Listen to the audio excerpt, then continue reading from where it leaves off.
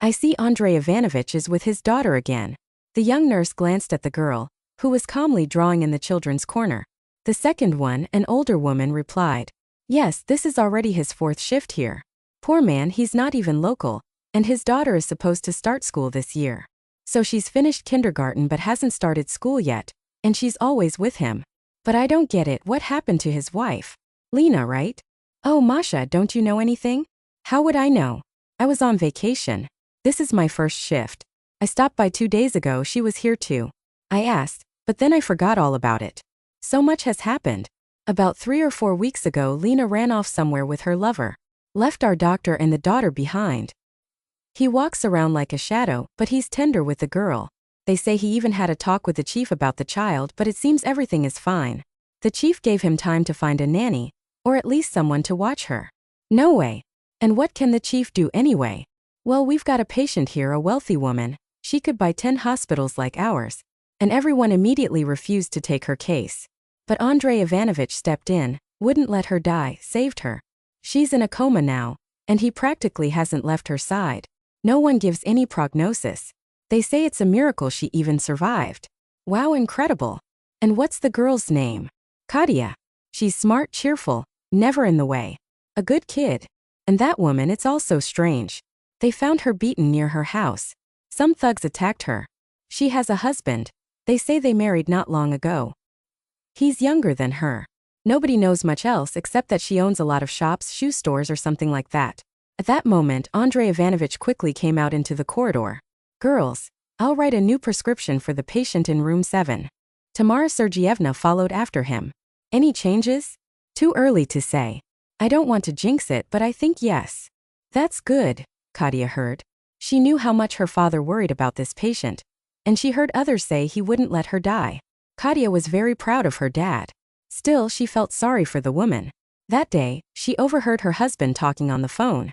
Or rather, she didn't just overhear. He sat down right by the children's corner and spoke for a long time. Katia wouldn't have paid attention if not for the fact that this bad man mentioned her father several times, and not in a kind way. Katia slowly stood up. Dad and Aunt Tamara had gone to the treatment room, and the young nurse was busy with paperwork. The girl walked to the open door of the ward and stopped. She often looked at this woman. It didn't seem like she was sick, just sleeping. "Sweetie, you can't be here." The young nurse squatted beside her. Katia whispered, "I know. I'll just stand here and look. Maybe she'll wake up while Dad is gone." The nurse smiled. "You're worried." Meanwhile, inside the darkness, Valentina heard voices. She was enveloped in sticky black nothingness. She had been fighting it for what felt like forever, but nothing worked. Where was Valera? Why wouldn't he reach for her? Her beloved husband. But no hand came and Valia had to fight alone. She heard voices again. One was pleasant like a little bell, a child's voice. If there were children nearby, maybe this wasn't such a terrible place. She made a desperate effort. Pain pierced her body and head, but it felt good because before there was no pain, nothing but darkness. A voice. A child speaking with a woman. "If I were this lady, I'd pretend to be dead, so her husband would show his true face." Valentina tried to open her eyes. Sharp pain cut through her, she groaned and immediately heard, "Go get Dad." Then came another voice nearby. "Shua, easy, you're in the hospital. Don't move suddenly. Can you hear me?" "Yes," Valia whispered. Within a minute, people rushed in. She managed to open her eyes just a little enough to see she really was in a hospital. They gave her some injection, the pain faded, and her mind cleared, but soon she wanted to sleep again. She felt like she hadn't slept for an eternity. So exhausted from fighting the blackness. Valia woke again. Light. Walls. Ceiling. Even the 4 drips seemed wonderful. "How are you feeling?" A doctor leaned over her, about 40 tired eyes, a faint smile. "I don't know. I don't remember." "How long have I been here?" "Almost 3 weeks." 3 weeks. Impossible. She remembered stepping out of the car yesterday near her house. Then a black hole. "And my husband Valera? Where is he?" "Probably at home. We informed him yesterday that you regained consciousness. Maybe he'll come today." Valia closed her eyes. Yesterday? If it had been her Valera, she wouldn't have left his side for a second. Something didn't add up. He loved her so much. And yet, this wasn't even the most expensive clinic. Where was he? The door creaked. Valera walked in. "Valera, where have you been?" "Well, you're lying here, but life goes on. Business won't wait." He sat beside her but didn't kiss her. Then his phone rang. Sorry, important call. He left and came back a few minutes later. How do you feel? Listen, I have to go. Important meeting. Without waiting for her reply, he rushed out. Valia closed her eyes.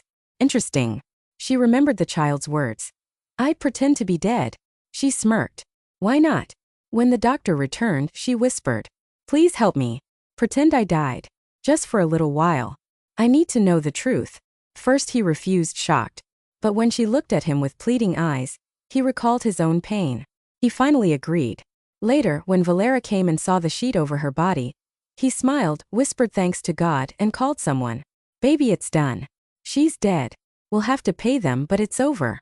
We're free now. Ocean, see wherever you want. He turned and saw the doctor in the doorway.